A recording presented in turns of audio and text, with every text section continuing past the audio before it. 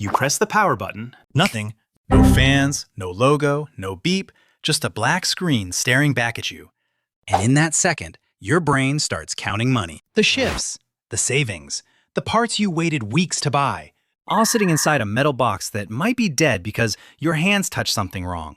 You do not feel like a builder. You feel like the person who just broke the most expensive thing they have ever owned. And almost every first-time builder hits this exact moment. The next 60 seconds decide whether you panic or become the kind of person who knows what to check. If you have ever lost a whole night to PC Part Picker and called it research, like and subscribe, because this pain is way too specific. Now let me pull you back to where this started. Stage 1, the rabbit hole. It starts with one video. Just one. Maybe your old PC is struggling in Fortnite. Maybe Marvel Rivals runs like the computer is thinking about every frame before showing it to you. Maybe you just want to know if building is cheaper. So you click. 10 minutes later. You know what a chipset is? 2 hours later.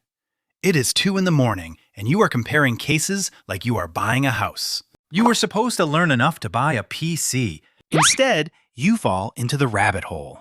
Now every pre-built looks suspicious. Every comment section becomes a war. One person says the power supply is fine. Another says it will destroy your entire bloodline. You do not understand everything yet, but you understand one thing clearly. You can do better.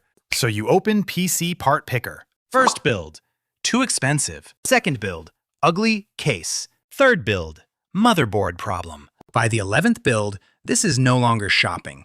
This is strategy with shipping fees. Stage 2, the order. Then comes the order. Your finger hovers over the buy button like it is a launch code. Before you click, the build feels perfect. After you click, your confidence disappears. Did you buy the wrong motherboard? Did you forget thermal paste? Does the case even come with fans? Too late.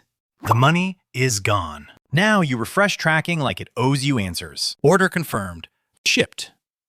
Arriving tomorrow. Then the 4 best words appear. Out for delivery today. Every truck outside becomes suspicious. Every engine sound matters. You look out the window like your future is wearing a delivery uniform. Stage 3, the unboxing. When the boxes arrive, the excitement changes. Because now it is real. The parts are not pictures anymore. They are in front of you. Heavy, sharp, expensive. You cut the tape carefully, like the box can feel pain. Then the graphics card comes out, and you hold it with both hands. Not because it needs both hands, because your soul needs both hands. Then the fear gets weird. Static electricity. You never cared about static before, but now one invisible spark feels like it could delete 3 months of saving. So you touch the metal case, then again, just to be safe. You place every part on the table. CPU, motherboard, RAM, power supply, cables you do not recognize yet, manuals you pretend you will read. For a second, it looks impossible. Not difficult, impossible. The internet made this look clean. Your desk looks like a tech store exploded. But the boxes are open. The money is spent. The dream is sitting there in pieces. So you take a breath and you start building. Stage 4, the build. The case panel comes off. The motherboard sits on the box. The manual is open beside you, even though you keep pretending you are not checking it every 7 seconds. Then the CPU comes out. Tiny, flat, expensive. You line up the little triangle, lower it into the socket, and suddenly your hands feel like they are holding a bomb made of rent money. The CPU drops in. You freeze. Was that right? Was that too much force? Is it supposed to feel this wrong?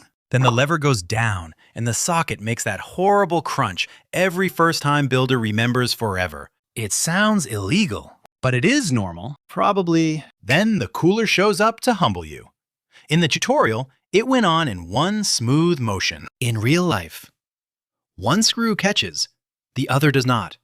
The bracket shifts, and now the thermal paste is already touching. So every second feels permanent. RAM should be easy. It is literally just a stick. But the motherboard bends. Your confidence disappears. And the internet is split between push harder and never force it. Then it clicks. A real click. Now the power supply cables arrive. And somehow, there are more of them every time you look down. The 24-pin cable fights you. The 8-pin CPU cable hides in the worst corner of the motherboard. The tiny front panel wires look like they were labeled for ants.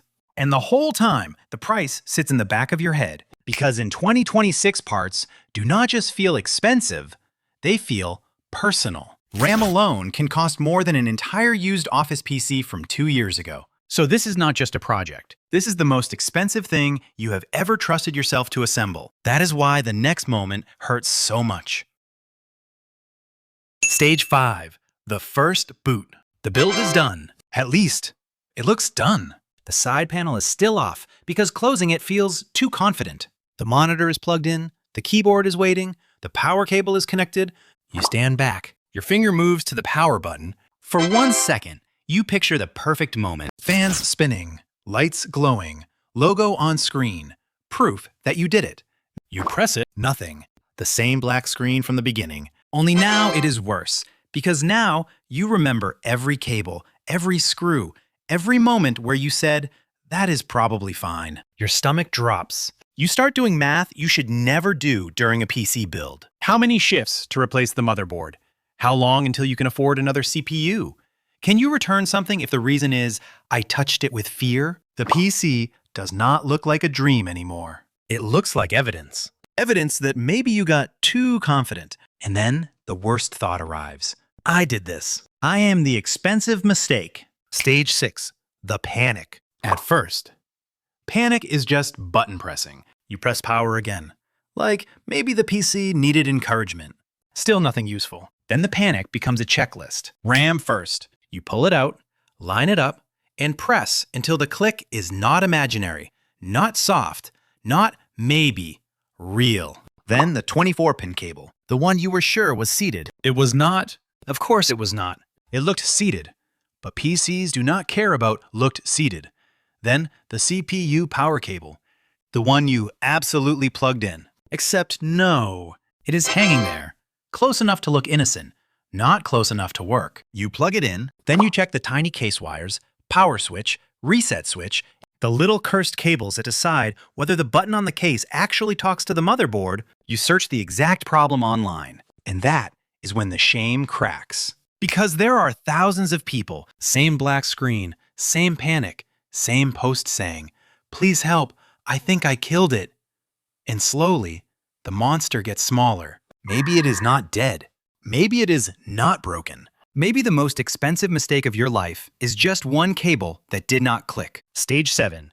The payoff. So you do the stupid little fixes. The fixes that feel too small to matter. RAM seated again. Power cable locked in. CPU cable actually plugged in. Monitor on the right input.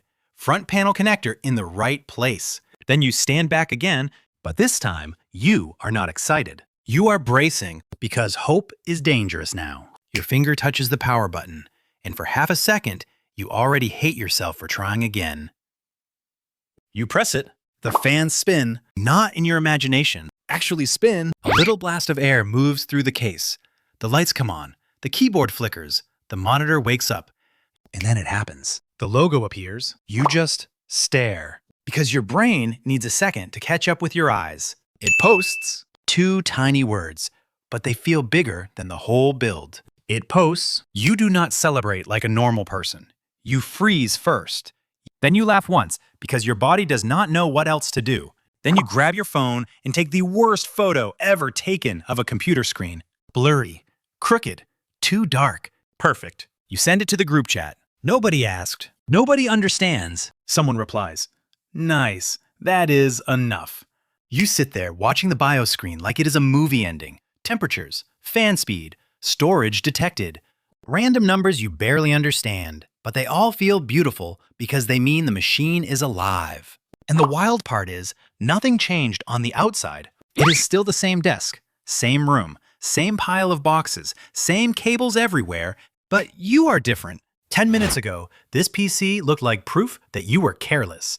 Now it looks like proof that you can learn under pressure. You did not just plug parts together. You crossed the little line every first builder has to cross. The line between watching someone else do it and fixing your own mistake with your own hands. So you sit there, not gaming yet, not benchmarking, not even installing Windows, just watching it idle. Fans spinning softly, lights glowing, The case still open because you are too proud to close it. And right in the middle of that perfect moment, while the fear is finally gone, while the victory is still warm, while you are staring at the first PC you ever built, one thought slips into your head. The graphics card could be better. That is the moment it happens. You stop being someone who built one PC, you become someone who builds PCs. Because the first PC is not a project, it is a door. And once you walk through it, every old office tower looks like potential. Every used GPU listing looks like a rescue mission. Every friend with a slow computer becomes a target. You tell yourself you are done. You are not. You can't stop once you start.